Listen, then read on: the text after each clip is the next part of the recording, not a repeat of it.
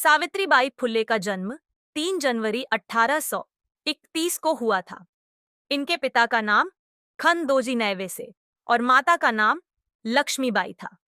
सावित्रीबाई फुले का विवाह 1841 में महात्मा ज्योतिराव फुले से हुआ था। सावित्रीबाई फुले भारत के पहले बालिका विद्यालय की पहली प्रिंसिपल और पहले किसान स्कूल की संस्थापक थीं। महात्मा ज्योतिराव को महाराष्ट्र और भारत में सामाजिक सुधार आंदोलन में एक सबसे महत्वपूर्ण व्यक्ति के रूप में माना जाता है। उनको महिलाओं और दलित जातियों का शिक्षित करने के प्रयासों के लिए जाना जाता है। ज्योतिराव, जो बाद में ज्योतिबा के नाम से जाने गए, सावित्रीबाई के संरक्षक, गुरु और समर्थक थे।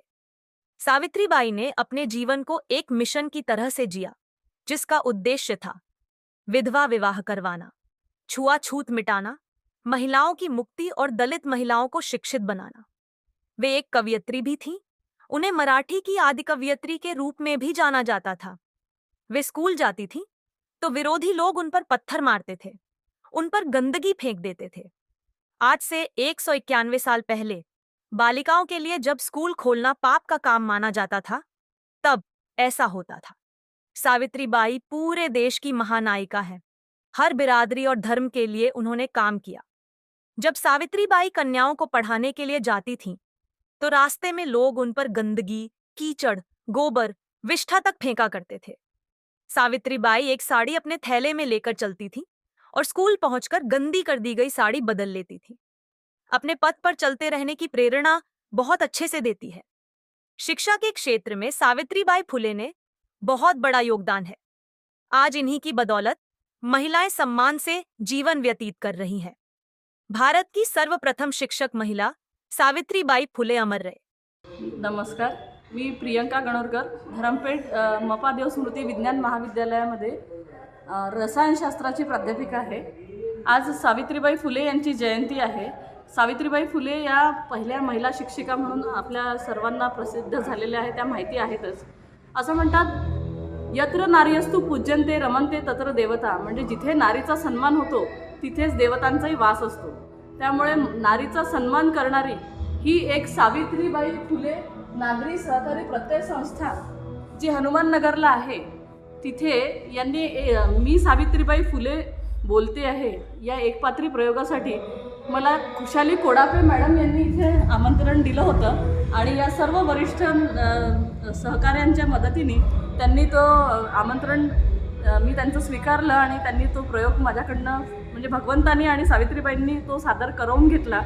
त्यामुळे मला त्याचा फार आनंद आहे आणि असेच प्रयोग पुढे आम्ही करू आणि विविध प्रयोग करू आणि त्याच्यासाठी सगळ्यांना मी शुभेच्छा देते की आज सावित्रीबाई फुलेंनी जर हे पाऊल उचललं नसतं तर कुठल्याही महिलांना शिक्षणाचा अधिकार मिळाला नसता। आणि असं म्हणतात की स्त्री ही शक्ती आहे आणि त्यामुळे ती शक्ती जी आहे तिचा जर अगदी योग्य प्रकारे उपयोग केला तर ती खूप काही कल्याण करू शकते।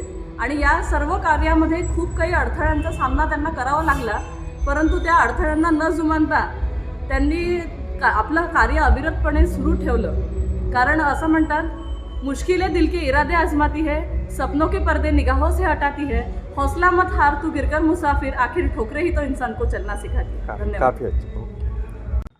आज सावित्रीबाई फुले नागरी सहकारी पतसंस्थेच्या माध्यमातून सावित्रीबाई फुले जयंतीचा कार्यक्रम या ठिकाणी आयोजित करण्यात आला। गेल्या 36 वर्षापासून ही संस्था या क्षेत्रामध्ये कार्यरत आहे।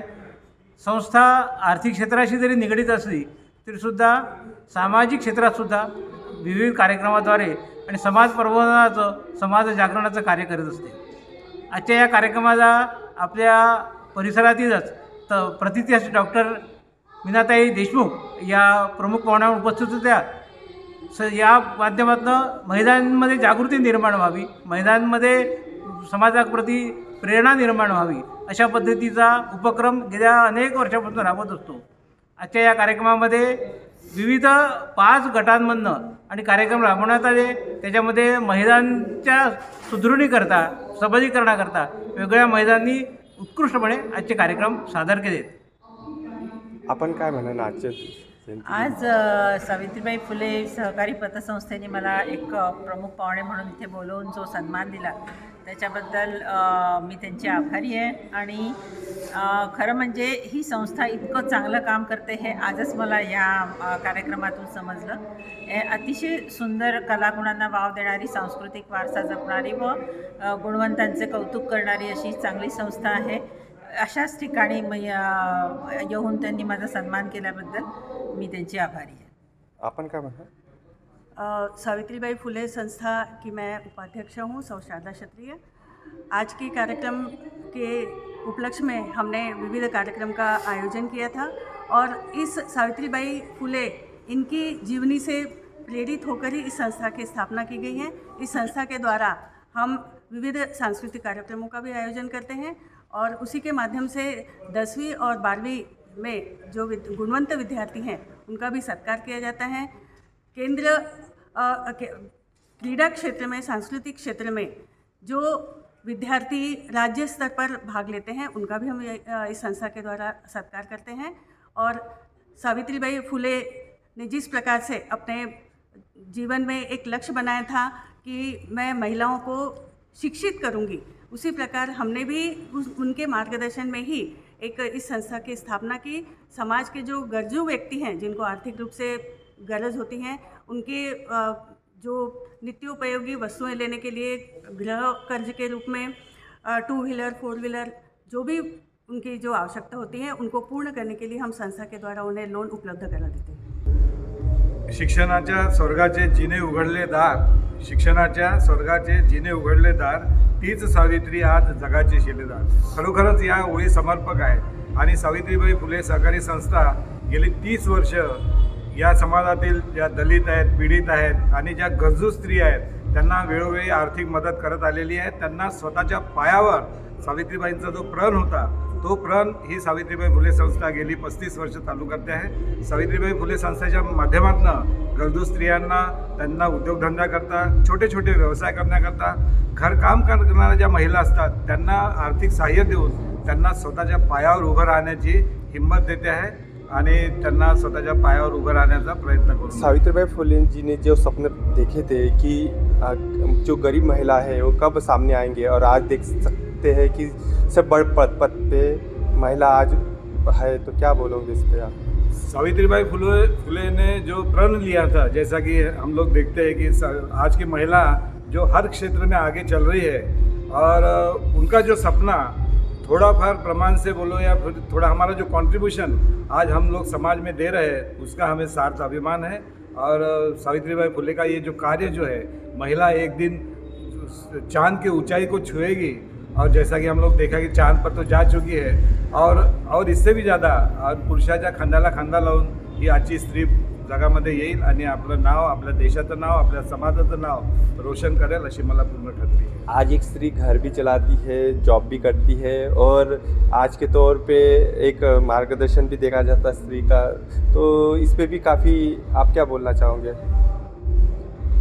आज एक ऑलराउंडर, जैसा क्रिकेट में हम लोग बोलते हैं, ना बैट्समैन चाहिए, ना फील्डर चाहिए, ना बॉलर चाहिए, एक ऑलराउंडर जो रहता है वही मैच को जिताता है.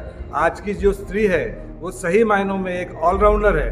वो घर भी चलाती है, आर्थिक सहायता भी करती है और अपने पूरे देश, अपने पूरे संसार, अपना जो पूरा घर है वो संसार देखती है. जैसा कि कहते हैं कि एक बार घर अगर सुधर जाए तो समाज सुधरता है, समाज अगर सुधर जाए तो देश सुधरता है और देश अगर सुधर जाए तो उच्च कोटि को पहुंच सकता है. तो आज ये जो स्त्री है ये हमारे देश को, हमारे समाज को ऊपर लेके जा रही है, ऐसा मैं मानता हूँ.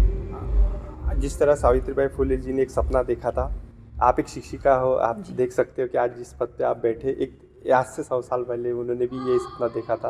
कि क्या बोलना चाहोगे सावित्रीबाई फुले जी का आज जयंती है, जयंती के उपलक्ष्य में आप क्या बोलना चाहोगे? सावित्रीबाई फुले ही आमच्यासाठी एक प्रेरणास्रोत आहे. ती ज्ञानाची गंगा आहे आणि आम्हाला फार एक अभिमान आहे की तिने आमच्यासाठी जे कार्य केलेले आहे, आम्ही समजतो की आता ते आम्हाला कार्य पुढे चालवायचं आहे आणि त्या प्रयत्नात आम्ही आहोत. आज आपण बघतो की बऱ्याच स्त्रिया उच्च शिक्षित राहून आपलं काम सांभाळून, घर सांभाळूनसुद्धा ते समाजासाठी काही करण्याचा त्या प्रयत्न करतात आणि त्या क्षेत्राने त्या वाटचालसुद्धा करतात. सावित्रीबाई फुलेंनी जे कार्य केले आहे त्यांच्याच योगदानाने आम्ही पण आज तसंच कार्य पार पाडू असं आम्हाला वाटते. आणि आज आम्ही या सोसायटीचे सदस्य आहोत. संचालन मंडळामध्ये आहेत, तर विविध कार्यक्रम राबवायचे आम्ही आयोजित केलेले आहे आणि हे पुढे राबवत राहू अशी आम्ही इच्छा दर्शवली. आज मुझे मालूम पड़ा कि ये संस्था बहुत अच्छा काम कर रही है. जो नीडी महिलाएं हैं उनको वो लोन के स्वरूप में या मदद के स्वरूप में ये लोग काम करते हैं, और सांस्कृतिक कार्य भी करते हैं. तो ये सब सराहनीय है और इसके इस संस्था से मैं जुड़ी रहना चाहूँगी. कितनी ज़रूरत है ये संस्था की महिलाओं के लिए, क्योंकि कुछ महिला ऐसी रहती है जिनको बहुत सारी ज़रूरतें पूरी नहीं हो पाती, और सावित्रीबाई फुले नागरिक पत्र संस्था इनके लिए कार्यरत मेहनत कर रही है, तो उस पर भी आप क्या बोलेंगे? तो ये आज की समाज की बहुत ज़्यादा ज़रूरत है, क्योंकि हम तो जो सोशल स्टेटा में रहते हैं उनसे नीचे हमारे घर में काम करने वाली महिलाएं या फिर उसके उनको बहुत ज़रूरत रहती है कि इजीली लोन मिल जाए, इजीली हम लोग कुछ घर में वस्तुएं ला सके या अपने बच्चे को पढ़ा सके, या इस तरह की संस्था ये कार्य कर रही है. इससे काफ़ी मदद मिलती है नीडी महिलाओं को, और उनसे उनकी बच्चे भी आगे जाके पढ़ के अच्छा देश बनाने में मदद करते हैं. ओके.